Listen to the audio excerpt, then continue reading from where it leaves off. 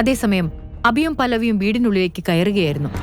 അപ്പോൾ മാലിനി ദേഷ്യത്തോട് അഭിയെ നോക്കിക്കൊണ്ട് പറഞ്ഞു, എല്ലാം നശിപ്പിച്ചിട്ട് എന്തിനാ ഇങ്ങോട്ടേക്ക് വന്നത്? പല്ലവിയും അഭിയും അത് കേട്ട് അവിടെ തന്നെ നിന്നു. അപ്പോൾ മാലിനി അഭിയെ നോക്കിക്കൊണ്ട് തുടർന്നു, സായിചന്ദ്രനെയും സതീഷിനെയും സഹായിക്കാൻ പറ്റില്ലെങ്കിൽ പിന്നെ വീട്ടിൽ തന്നെ ഇരുന്നാ മതിയായിരുന്നില്ലേ? എന്തിനാ ഓഫീസിലേക്ക് പോയി മുത്തശ്ശനോട് വഴക്കിട്ടത്? ഇന്ന് മാലിനി അത്രയൊക്കെ കടുപ്പിച്ചിട്ട് സംസാരിച്ചിട്ടും അഭിക്കൊന്നും തോന്നിയില്ല. അവൻ അലക്ഷ്യമായി അവരോട് ചോദിച്ചു, എന്താണ് കാര്യം? ഓഫീസിൽ സംഭവിച്ച കാര്യങ്ങൾ ഇത്ര പെട്ടെന്ന് അമ്മ അറിഞ്ഞോ എന്ന് പല്ലവിയും ചിന്തിച്ചു. മാലിനി അവരോട് പറഞ്ഞു, എന്താ സംഭവിച്ചതെന്നോ? 10 മിനിറ്റ് മുമ്പ് എനിക്ക് ഓഫീസിൽ നിന്ന് മാനേജറുടെ ഒരു കോൾ വന്നിരുന്നു. ഇവൻ മുത്തശ്ശനോട് തർക്കിച്ചതുകൊണ്ട് നിന്നെ ഓഫീസിൽ നിന്ന് അദ്ദേഹം പുറത്താക്കി അല്ലേ?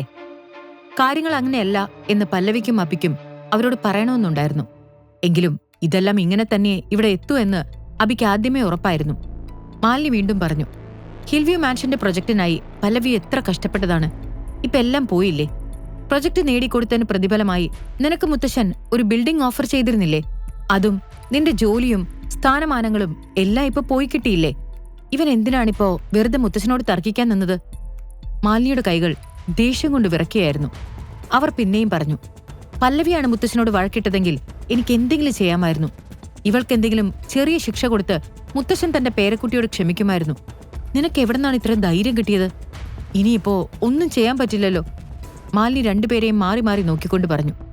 തങ്ങളുടെ കുടുംബത്തെ അഭി പ്രതിസന്ധിയിലാക്കി എന്ന ഭാവത്തിലായിരുന്നു മാലിനി. അവർ വീണ്ടും എന്തെങ്കിലും പറയുന്നതിന് മുൻപേ പല്ലവി അമ്മയോട് പറഞ്ഞു, അമ്മേ, ഇതൊന്നും അഭിയുടെ കുറ്റമല്ല. മുത്തശ്ശൻ സതീഷിനെ മുഴുവനായി വിശ്വസിച്ചു. ഞാൻ പറയുന്നത് കേൾക്കാൻ പോലും അദ്ദേഹം തയ്യാറായിരുന്നില്ല. പല്ലവിയും അപ്പോൾ നല്ല ദേഷ്യത്തിലായിരുന്നു. അത് കേട്ടതും മാലിനി മകളോട് ദേഷ്യപ്പെടാൻ തുടങ്ങി. അവരവളെ ചോദ്യം ചെയ്തു, ശരി, ഇനി എന്താ നിന്റെ പ്ലാൻ? ഈ ഒന്നിനും കൊള്ളാത്തവൻ കാരണം നിനക്കെല്ലാം നഷ്ടപ്പെട്ടു. ഇനിയും നീ ഇവനെ സപ്പോർട്ട് ചെയ്യാൻ ആഗ്രഹിക്കുന്നുണ്ടോ? ഇവൻ കാരണമല്ലേ ഇതെല്ലാം ഉണ്ടായത്? മാലിനിക്ക് പല്ലവിയുടെ പ്രവൃത്തിയിൽ നിരാശ തോന്നി.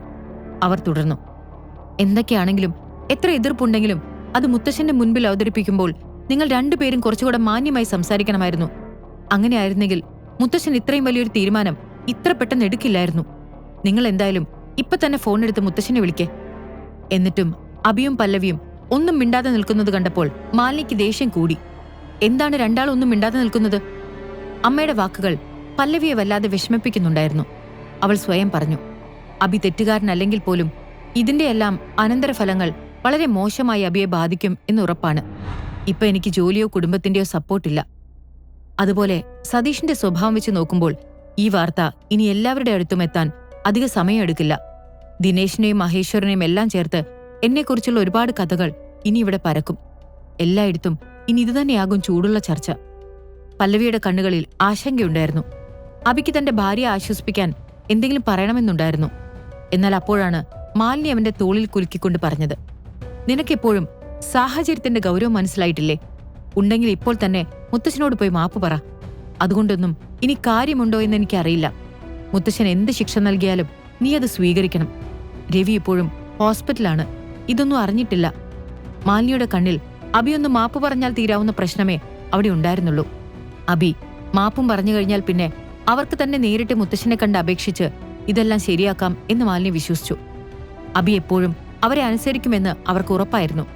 എന്നാൽ ഇത്തവണ അവൻ പറഞ്ഞത് കേട്ട് മാലിനിയോടൊപ്പം പല്ലവിയും ഞെട്ടിപ്പോയി. മാലിനിയുടെ വാക്കുകളോട് വളരെ ശാന്തമായി പ്രതികരിച്ചുകൊണ്ട് അഭി പറഞ്ഞു, ഞാൻ മുത്തശ്ശനോട് മാപ്പ് പറയില്ല. മുത്തശ്ശനാണ് പല്ലവിയോട് മാപ്പ് പറയേണ്ടത്.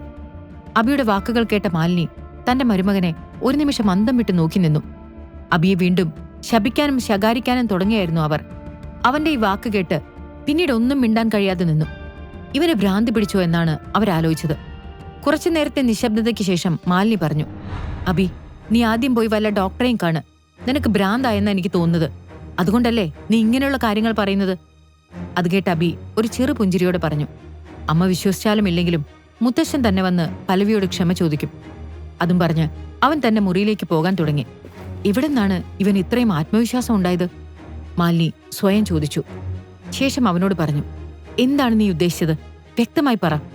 പക്ഷെ അഭി ഒന്നും പറഞ്ഞില്ല. അവന്റെ മുറിയുടെ വാതിലടയുന്ന ശബ്ദം മാത്രമായിരുന്നു അവനിൽ നിന്നുമുണ്ടായ മറുപടി.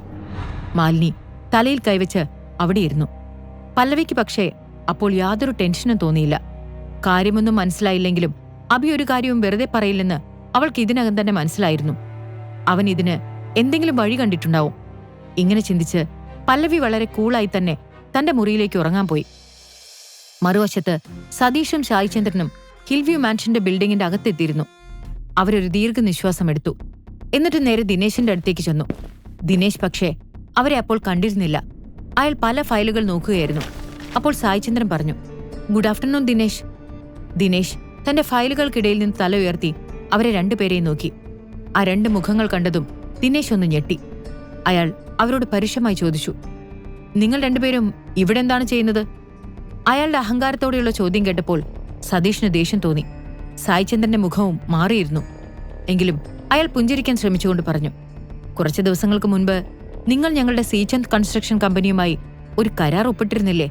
അതിന്റെ കാര്യം. എന്നാൽ സായിചന്ദ്രൻ തന്റെ വാക്കുകൾ പൂർത്തിയാക്കുന്നതിന് മുൻപ് ദിനേശ് അയാളെ തടഞ്ഞുകൊണ്ട് ചോദിച്ചു, കരാർ ഒപ്പിടുന്ന സമയത്ത് നിങ്ങളായിരുന്നു ഉണ്ടായിരുന്നത്? സായിചന്ദ്രൻ ആരാണെന്നോ അയാൾക്ക് തന്നെക്കാൾ എത്ര വയസ്സ് കൂടുതലുണ്ടെന്നോ ദിനേശിന് വിഷയമായിരുന്നില്ല. അയാളോട് ശക്തമായി ദിനേശ് ചോദ്യങ്ങൾ ചോദിച്ചു. അപ്പോൾ സായിചന്ദ്രൻ മെല്ലെ പറഞ്ഞു, ഇല്ല, ഞങ്ങൾ രണ്ടുപേരും അന്നവിടെ ഉണ്ടായിരുന്നില്ല. പക്ഷേ അതിലെന്താണ് പ്രശ്നം? നിങ്ങളുടെ കമ്പനി ഞങ്ങൾക്ക് ഈ പ്രൊജക്ട് തന്നതല്ലേ? അതുകൊണ്ട് അതിന്റെ പ്രവർത്തനങ്ങൾ എത്രയും പെട്ടെന്ന് ഞങ്ങൾ ആരംഭിക്കാം. ഇത് കേട്ട് ദിനേശ് അല്പനേരം എന്തോ ആലോചിക്കുന്നത് പോലെ നിന്നു. ഒരു നിമിഷത്തെ നിശബ്ദതയ്ക്ക് ശേഷം അയാൾ പറഞ്ഞു, ഞാൻ ആരുമായാണോ ഈ കരാർ ഒപ്പിട്ടത് ആ ആളെ തന്നെ എനിക്കിവിടെ കാണണം. ദിനേശ് തന്റെ നിലപാടിൽ ഉറച്ചു നിന്നു. അപ്പോൾ സായിചന്ദ്രൻ നിസ്സഹായതയോടെ ചോദിച്ചു, മിസ്റ്റർ ദിനേശ്, നിങ്ങൾ എന്തിനാണ് ഇത്ര ഇഷ്യൂ ഉണ്ടാക്കുന്നത്? ഇത് കേട്ടതും ദിനേശ് ഒട്ടും അയവില്ലാതെ ഗൗരവത്തോടെ തന്നെ പറഞ്ഞു, നിങ്ങൾ എത്രയും പെട്ടെന്ന് ഇവിടുന്ന് പോയിക്കോളൂ. ഇനിയിവിടെ നിന്നിട്ട് കാര്യമില്ല. മിസ് പല്ലവി വന്നാൽ മാത്രമേ ഞാൻ മീറ്റിംഗ് നടത്തൂ. ഇതെല്ലാം കേട്ടപ്പോൾ സതീഷിന് അയാളെ ഇടിക്കാൻ വരെ തോന്നിപ്പോയി. പക്ഷെ അവൻ സ്വയം നിയന്ത്രിച്ചുകൊണ്ട് പറഞ്ഞു, മിസ് പല്ലവി കുറച്ച് ബിസിയാണ്. അവരൊരു മാസത്തെ ലീവിന് പോയതാണ്. സതീഷിന്റെ ആ വാക്കുകൾ കേട്ടപ്പോൾ അതവന്റെ നല്ലൊരു നീക്കമായി സായിചന്ദ്രന് തോന്നി. ഇനി എന്തായാലും ദിനേശ് എക്സ്ക്യൂസ് ഒന്നും പറയില്ലെന്ന് അവർ ആത്മവിശ്വാസം പ്രകടിപ്പിച്ചു. എന്നാൽ അപ്പോൾ ദിനേശ് പറഞ്ഞു, ഇറ്റ്സ് ഓക്കെ, എന്നാ നമുക്ക് അവർ തിരിച്ചെത്തിയിട്ട് ബാക്കി ജോലി തുടങ്ങാം. ഞാൻ വെയിറ്റ് ചെയ്തോളാം. സതീഷ് തന്റെ കൈകൾ ചുരുട്ടിപ്പിടിച്ചു. അങ്ങനൊരു മറുപടി സത്യത്തിൽ അവൻ പ്രതീക്ഷിച്ചില്ല. സതീഷ് പറഞ്ഞു, നിങ്ങൾ പേഴ്സണൽ കാര്യങ്ങൾ കൊണ്ട് പണി വഹിപ്പിക്കണോ? അത് ശരിയാണോ? സതീഷിന്റെ വാക്കുകളിൽ ഒരു ഭീഷണി ഒളിഞ്ഞുകിടപ്പുണ്ടായിരുന്നു. ഇത് കേട്ടതും സതീഷിന്റെ മുഖത്ത് പെട്ടെന്നൊരു പുഞ്ചിരി വിടർന്നു. അവൻ സതീഷിന്റെ കണ്ണുകളിലേക്ക് നോക്കി. എന്നിട്ട് ചോദ്യഭാവത്തിൽ പറഞ്ഞു, നിങ്ങളെന്നെ ഭീഷണിപ്പെടുത്തുകയാണോ? ദിനേശ് അങ്ങനെ പറഞ്ഞതും സായിചന്ദ്രൻ അതിലപകടം മണത്തു. ദിനേശിനെ പിണക്കിയാൽ അതിന് തങ്ങൾ വലിയ വില നൽകേണ്ടി വരും എന്ന് അയാൾക്കറിയാമായിരുന്നു. സായിചന്ദ്രൻ വേഗം ഒരു പുഞ്ചിരിയോടെ പറഞ്ഞു, മിസ്റ്റർ ദിനേശ്, ഞങ്ങളെങ്ങനെ നിങ്ങളെ ഭീഷണിപ്പെടുത്തും? ഒരു തമാശ പറഞ്ഞല്ലേ? ദിനേശ് വീണ്ടും തന്റെ ഫയൽ കയ്യിലെടുത്തു. എന്നിട്ട് അച്ഛനെയും മകനെയും മനഃപൂർവ്വം അവഗണിച്ചുകൊണ്ട് പറഞ്ഞു, അങ്ങനെയാണെങ്കിൽ നിങ്ങൾ ഇപ്പൊ പോയിക്കോളൂ. മിസ് പല്ലവി ഇല്ലാതെ ഇനി ആരും ഇങ്ങോട്ടേക്ക് വരേണ്ട കാര്യമില്ല. രണ്ടുപേരും വീണ്ടും അപമാനിതരായി. ഈ അപമാനം ആരും കണ്ടില്ലെന്ന ആശ്വാസം മാത്രമേ അവർക്കുണ്ടായിരുന്നുള്ളൂ. ഒന്നും ചെയ്യാൻ കഴിയാതെ അവരവിടെ നിന്നും ഇറങ്ങി. അവർ പോയതും ദിനേശ് പെട്ടെന്ന് ഫോണെടുത്ത് ആർക്കോ ഒരു മെസ്സേജ് അയച്ചു. മറുവശത്ത് അബിയുടെയും പല്ലവിയുടെയും വീട്ടിൽ അബിക്ക് വാസുദേവനിൽ നിന്ന് ഒരു കോൾ ലഭിച്ചു. അവനത് അറ്റൻഡ് ചെയ്തപ്പോൾ വാസുദേവൻ പറഞ്ഞു, പണി കഴിഞ്ഞിട്ടുണ്ട്. അപ്പോ അബി പറഞ്ഞു, കൊള്ളാം, നമുക്ക് പിന്നീട് സംസാരിക്കാം. അതും പറഞ്ഞ് അവൻ കോൾ കട്ട് ചെയ്തു. ആ സമയം അബി കിച്ചണിൽ ഭക്ഷണം ഉണ്ടാക്കുമായിരുന്നു. അപ്പോഴാണ് പല്ലവി അങ്ങോട്ടേക്ക് വന്നത്. അവൾ അവനോട് ചോദിച്ചു, നീ ആരോടാണ് സംസാരിക്കുന്നത്? പല്ലവിയുടെ ചോദ്യം കേട്ടപ്പോൾ അബി ഒന്ന് പരിഭ്രാന്തനായി. അവൻ വേഗം ഒരു ഒഴിവ് പറഞ്ഞു, അതൊന്നുമില്ല, നിനക്ക് വിശക്കുന്നുണ്ടോ?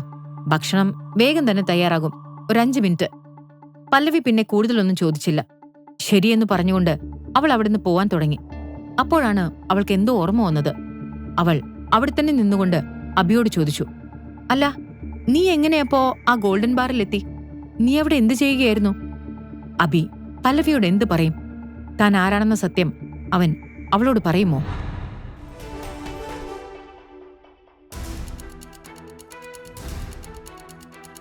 ഈ കഥ തുടർന്ന് കേൾക്കുന്നതിനായി ഇപ്പോൾ തന്നെ പോക്കറ്റ് FM ആപ്പ് ഇൻസ്റ്റാൾ ചെയ്യൂ.